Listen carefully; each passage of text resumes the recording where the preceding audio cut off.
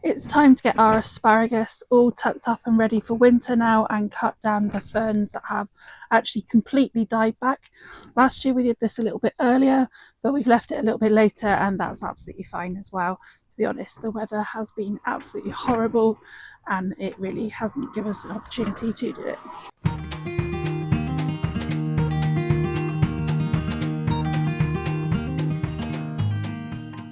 If you haven't planted any asparagus and it's something that you're interested in doing, then now is the perfect time to order the asparagus crowns and then get them planted between when they arrive and early March, ideally. Asparagus do take a long time to actually get established, so do check out video 1 if you're interested in doing that and start on the process to be harvesting yours in the next few years. We actually planted these about 18 months ago, roughly, so they are still at the point where we haven't harvested any at this stage. And we may, depending on how established they are, manage to take 1 or 2 spears next year, but it's more likely that we'll be waiting another year.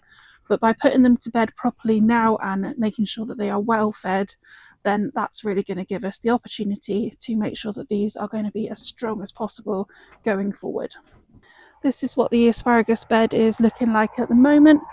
So we popped this up to stop the puppy going in and breaking the crowns and the spears that were coming up. The plants have completely died back now and are definitely ready to be removed, and we've got lots and lots of weeds to deal with as well, and maybe some plants to actually relocate to. So these centre ones here where there's actually a mass is the older asparagus that I planted earlier and not the ones for this grow along. And then the ones down here where there's only a couple is actually the newer ones that we have followed during this grow along.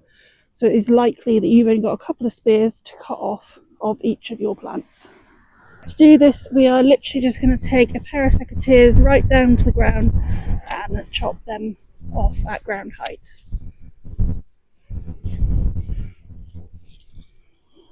And then we're going to do exactly the same for these centre ones as well.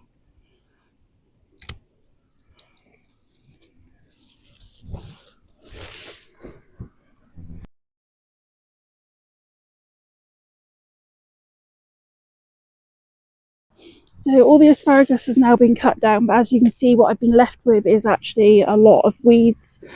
It doesn't usually get this bad, but where we've had it covered to stop the puppy getting in and breaking off the spears, it has got really quite bad. I've popped some gloves on because foxgloves do irritate the skin. I can actually feel where it's already started, where I've gone in with the asparagus.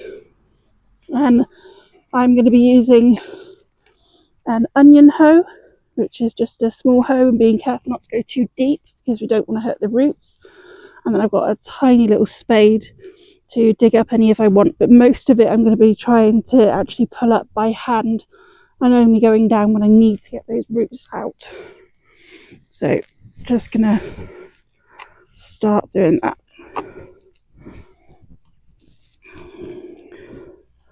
Where it is no dig, it is usually really easy to pull them up, so we shouldn't really find too many issues with that.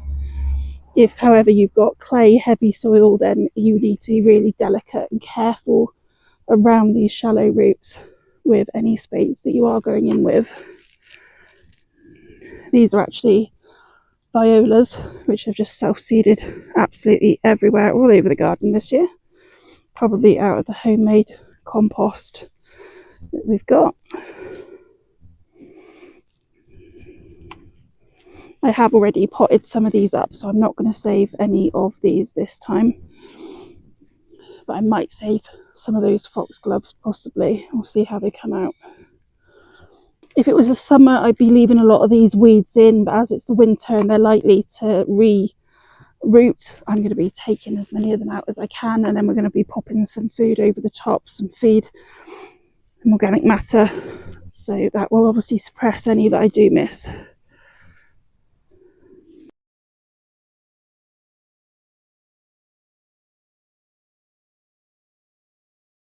I've weeded now completely around the edge, and what I'm left with is this nettle. So this nettle was rooting and spreading all round. So what I want to do is find the very centre and the beginning of the nettle and try to dig that out in the hope that we will actually get rid of the nettle in this bed. So it's definitely in the centre here.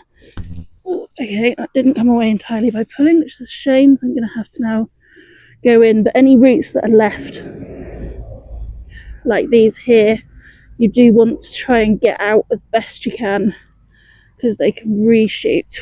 You can see that's a long root, and that is the nettles, not the asparagus.